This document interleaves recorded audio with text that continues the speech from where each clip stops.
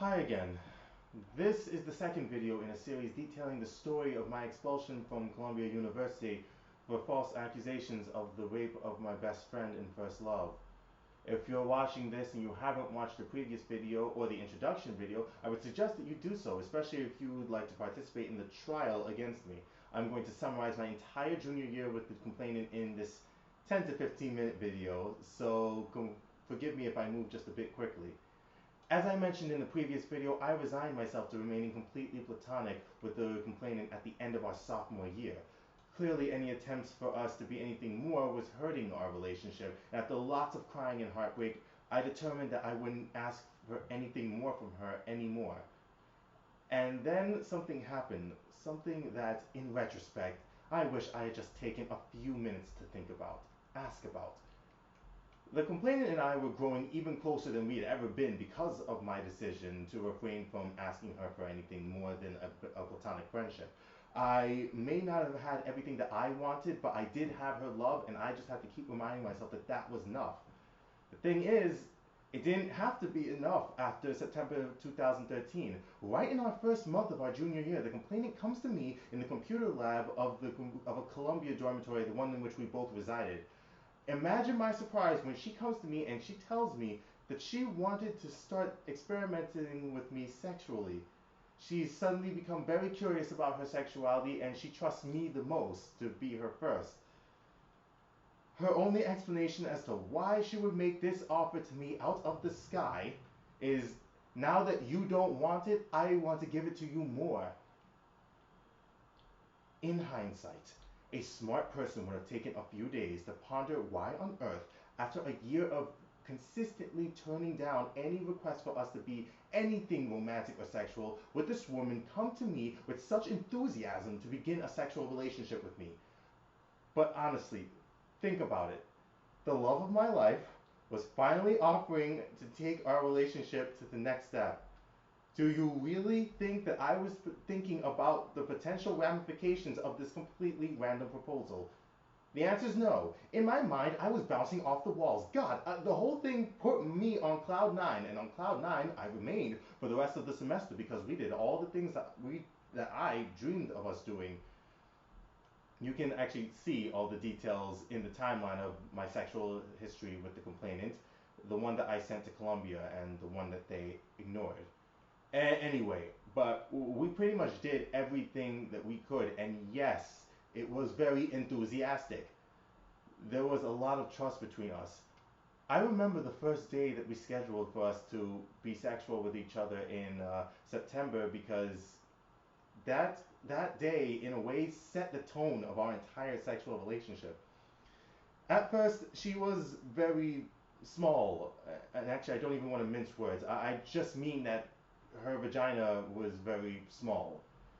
We didn't know if it was because she was Asian or if because it was her first time or because of her very inexplicable relationship with sex, but she was determined to make it happen, so she asked me to get dilators and dildos on my debit card in order to hide from her parents. She didn't want to get it on hers because her parents' account was linked to her card. Anyway, I completely understood this, of course, because my first girlfriend also had vaginismus. It's a condition in which the vaginal walls actually constrict and it makes intercourse very painful or sometimes impossible. So, it, what is actually heartbreakingly ironic about this whole situation is that this her problems with her smallness made me very hesitant to do anything even slightly rough with her. Just like always, I looked at her like she was incredibly fragile, and apparently I did so excessively. As I mentioned in the introductory video, she used to complain all the time that I was too gentle with her because of this. I wouldn't lick her hard enough or I wouldn't thrust with significant vigor, even after she did loosen up entirely because I was so scared of hurting her. She used to make fun of me about it. That's why it's so difficult for me to believe that she believes what she does now. Anyway, all of this was amazing. We were practically cohabiting at this point, and we spent endless amounts of time with each other relative to what we used to in the previous 2 years, and that's saying something, trust me. You could not imagine how much it would make my heart sing when she would tell me that it feels strange to her to call me her best friend because we seem like we're so much more now. Oh God, I really wish I had my Facebook messages and my iMessages from that semester so I could show you exactly what she said. And yet, she still didn't want to be in a relationship with me, like an official one. And I can't give you an explanation as to why because she never gave me a straight answer, and I already said that I wasn't going to keep pushing her. But that wasn't the most important caveat in all of this. She asked me not to tell our friends about how often she and I would engage in sexual encounters. This is actually a good time to introduce two of the other characters in this story. We'll call them John Doe and Jane Doe. They lived in the same building as the complainant in the freshman year, in our freshman year, and they happened to be the first friends that I made on the campus. I met them on the first day of NSOP. The two of them were best friends, John Doe and Jane Doe, and it's just as the complainant and I were best friends. All together, we formed one big friend group, and John Doe and Jane Doe knew from our sophomore year that I was head over heels for this woman, even though I never admitted it to them. But they also knew throughout all of our sophomore year that the complainant was shooting me down consistently. The complainant told me that she would prefer that I not talk to them about her sudden switch up in our first semester of our junior year because they wouldn't understand. They'd think that she was leading me on. And she was leading me on, but any suspicions that I'd have of that were just completely offset by how elated I'd become when she would tell me that she was so happy that I understood her, that no one else would understand. To me, it was like her saying that our relationship was special and unique. I was too blind to see that this was her psychosis at work. You'll understand later. I may have started to think about it though after the fall semester was over because just as suddenly as she wants to begin this sexual relationship with me in the first semester of our junior year, she wanted to stop in the second semester of our junior year, the spring 2014 semester. I detailed this in the timeline, but there was a day in the winter break of 2014 in the interlude between the semesters of our junior year that I came to visit her because we were going to practice music. And she hops out of the shower, and I start touching her the same way I always do. But this time, she pulled away from me and told me not to touch her and gave me this look of absolute disgust. And I didn't know what it was. This wasn't her not being in the mood. I've seen that before, and that's completely normal. This was her genuinely looking like I revolted her.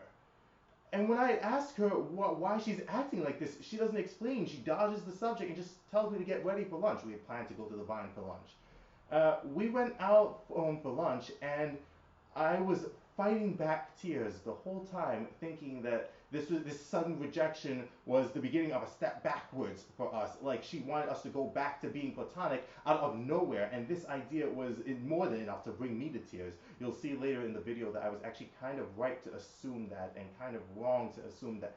Oh God, it's confusing. You'll see.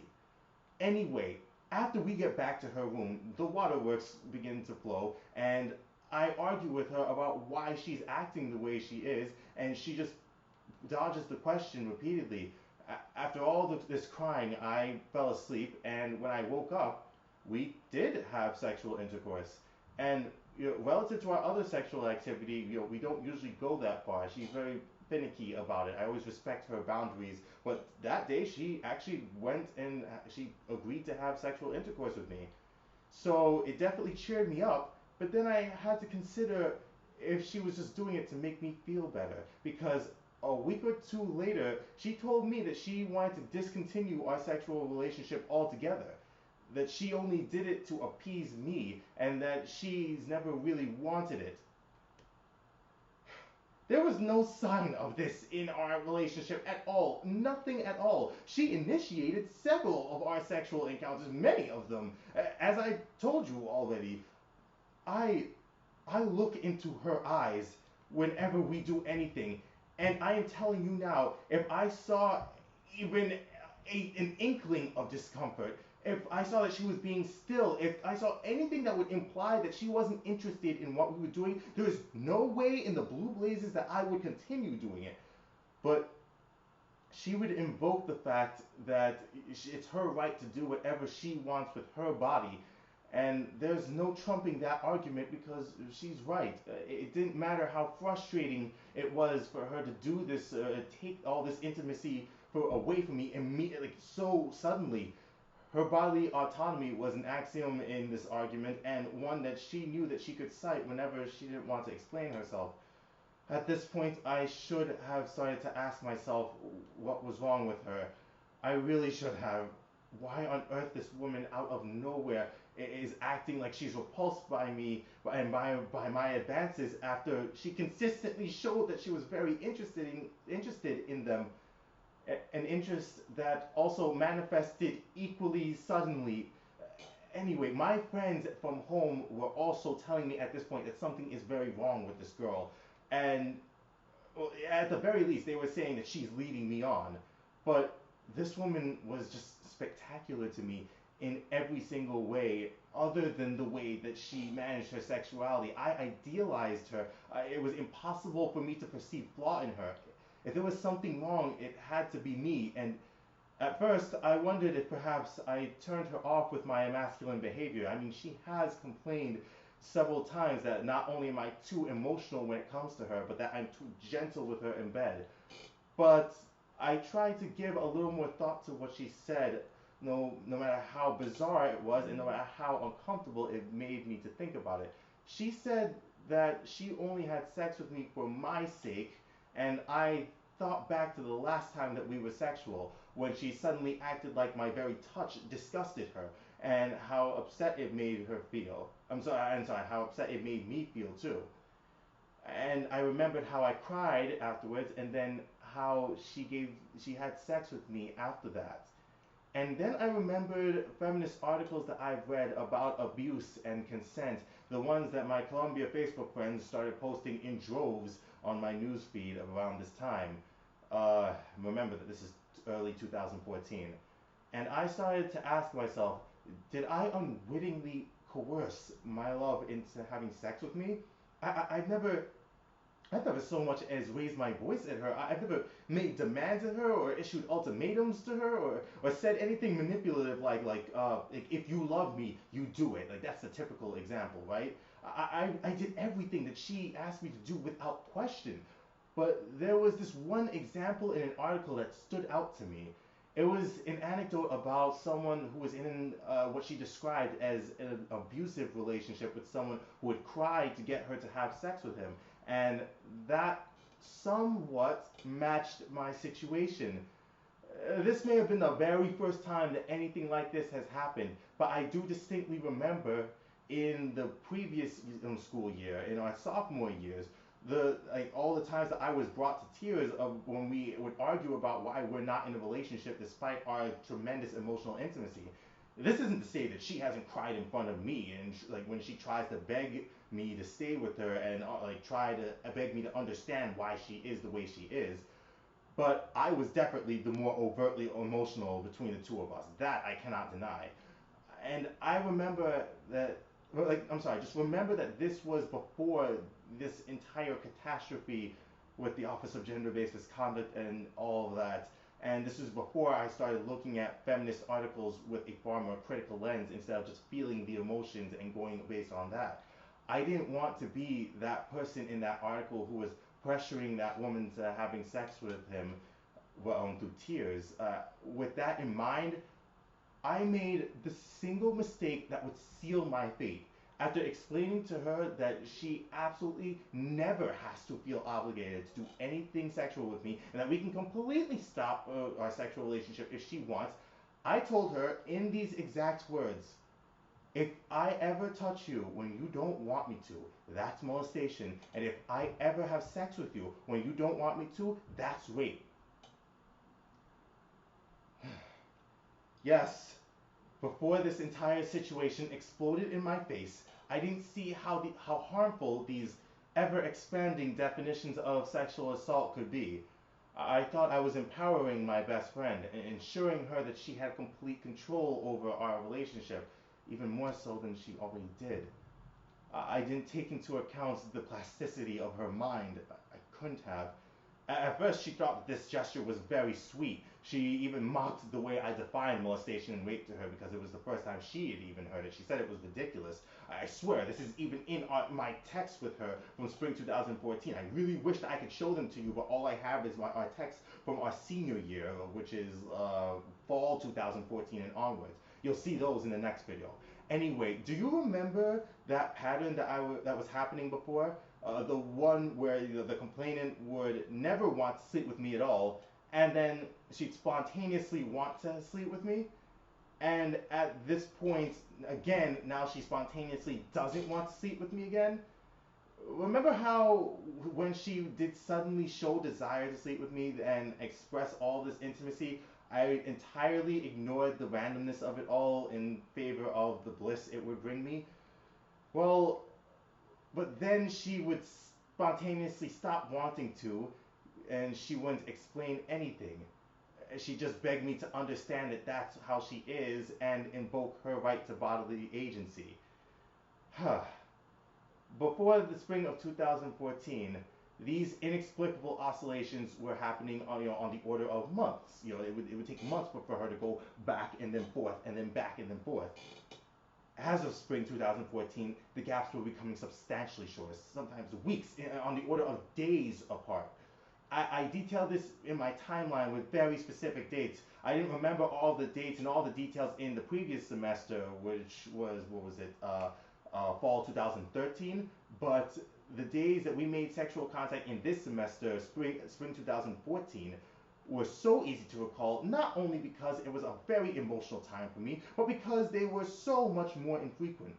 To give you a few examples, on the first day of art classes in spring 2014, just 2 weeks after she told me that she didn't want to continue our sex life at all. She wanted to discontinue our sex life entirely. 2 weeks later, first day of classes, she completely consents to sexual activity with me, lets me eat her out and everything. And then later in that week, she tells me that I'm the only person that she'd ever want to hook up with, that she loves me, etc., etc. You might think that this means that it's okay for me to make sexual contact with her. I did too. Well, the next week, she got upset with me for watching her change, telling her that she told me that she doesn't ever want me to see her naked. And then a week later, she appears at my room, unannounced, though certainly not unwelcome, telling me that she wants to have sex with me.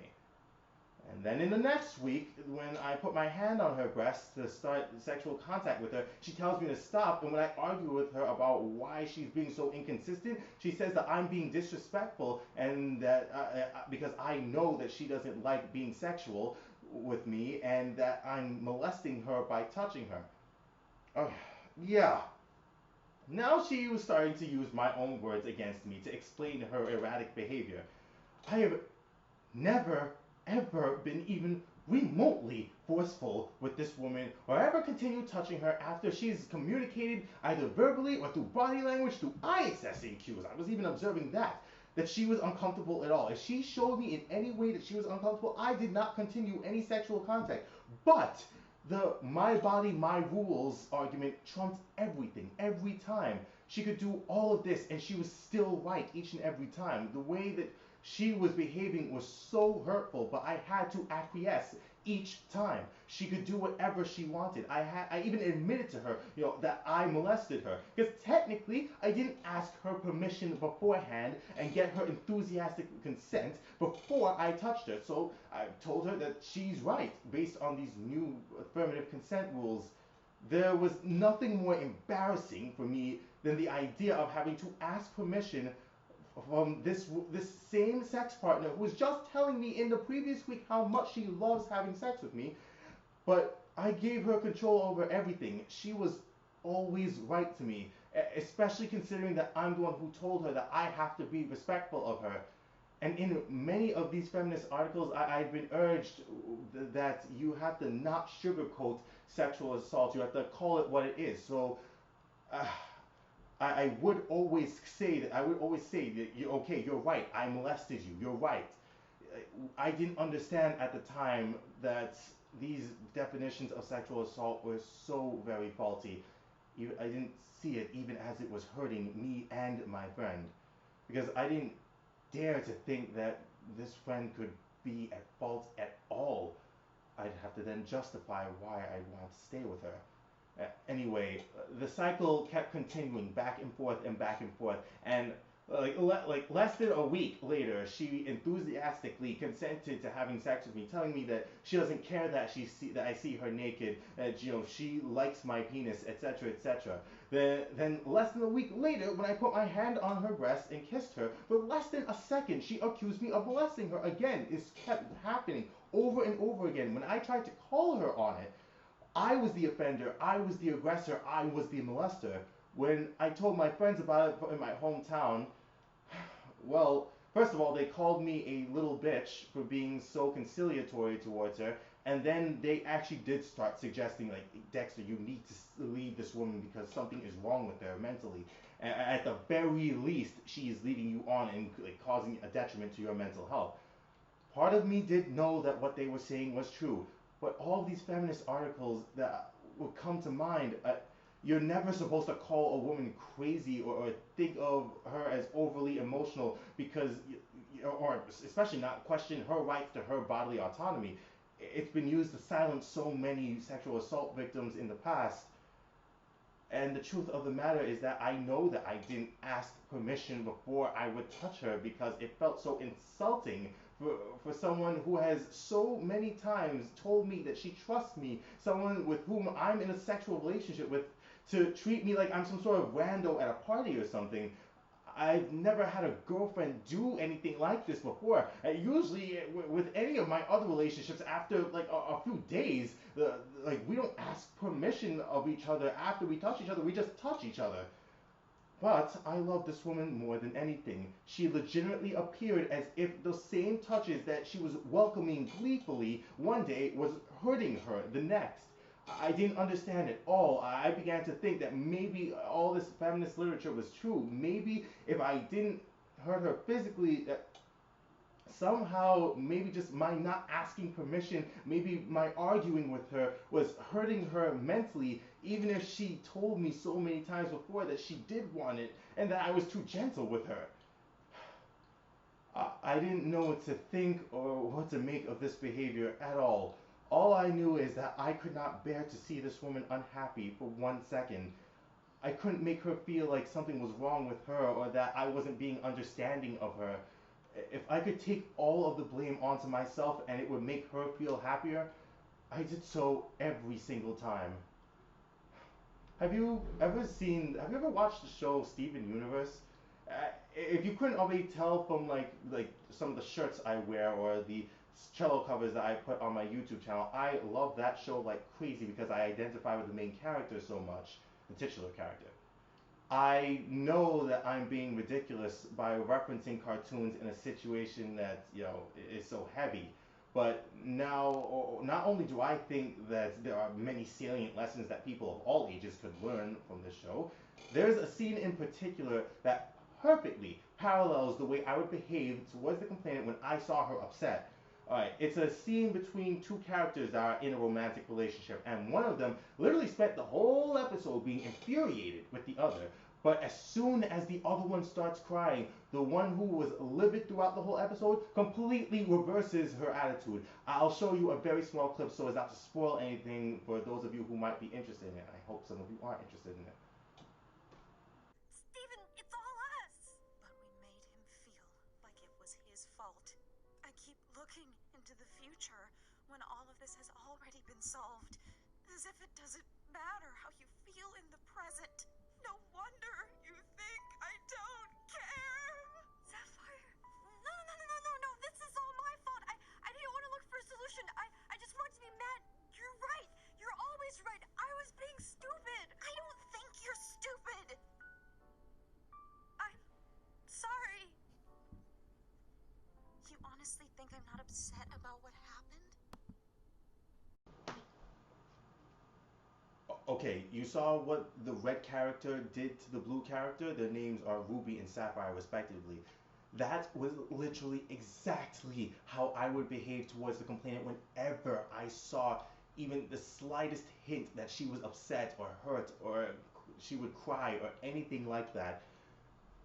The only difference is that the Ruby and Sapphire actually have a damn near immaculate relationship. One I think that we should all aspire towards in our relationships. But my relationship with the complainant was nowhere near as healthy. I just was not aware of that at the time. Speaking of characters in stories, I actually have one final character to introduce to this one. The one to whom I speak about regarding like, how hurtful the complainant's behavior was and how confusing it was. We'll call her Janice Doe. Janice Doe was the best friend of my first girlfriend at Columbia, but she and I hit it off so well that she and I became besties. She was the second closest woman to me on that campus. Our relationship though was entirely platonic. Um, but I was completely fine with this. I had no romantic intentions towards her at all, and neither did she have any for me. She treated me so well, and she was so loving towards me, and of course I couldn't help but return that in spades. But she also was entrenched in many of those feminist ideologies of which I spoke earlier. Like me, she had a background that made her feel more welcomed and accepted and empowered by the feminist environment at Columbia. But whereas mine was just very hyper-masculine attitudes that pervaded my community at home, hers was a lot of domestic abuse in her family. One day, towards the end of the spring 2014 semester, this emotional roller coaster that I've been taking with the complainant reached a head, and we decided that we needed to just stop seeing each other. Afterwards, I was in hysterics, and I went straight to Janice Doe for comfort. I made the critical error of telling her that I molested the complainant. That's what I said. I molested her. Yeah, in those words. And the attitude shift that I saw in Janice Doe's face from one of sympathy to one of contempt was just one that I would never forget. No, I didn't explain at all about the complainant's bizarre proclivities, just that I touched her. She got mad at me. I reciprocated that anger and accused her of playing with my emotions, and now she's upset and that it's my fault. That's what I told her. Janice Doe immediately demanded that I move out of my housing arrangements that I had made to live with her, the complainant, Jane Doe, and John Doe for the next year, and because she said that that would be what was best for the complainant. Of course, I conceded and did exactly that because when a woman says to do something, you just do it. That's literally exactly how my mind was thinking. The complainant and I did see each other again before the end of the year because we missed each other like crazy, but we agreed that we needed to separate from each other because obviously this was doing us a lot of emotional harm, this back and forth that we're having. We agreed that any attempts at sex had to stop because it was evident that it was hurting our relationship. On the last day of classes, we told each other that we loved one another and we hoped that our next year could be much better for us. It was, until it wasn't. Guys, I am a liar. I told you guys that we would finish this in like 10 to 15 minutes. I am pretty sure I'm nearly doubling that time. Thank you so much for taking the time to listen to this because trust me when I say it, the backstory is pretty much necessary to understand what transpires in our senior year. When I finally realized that my placid, overly loving attitude towards this woman resulted in our mutual destruction. Thank you so much for taking the time to even consider what I am saying. I'm truly humbled. I will see you in the next video if you aren't tired of my voice already. Bye.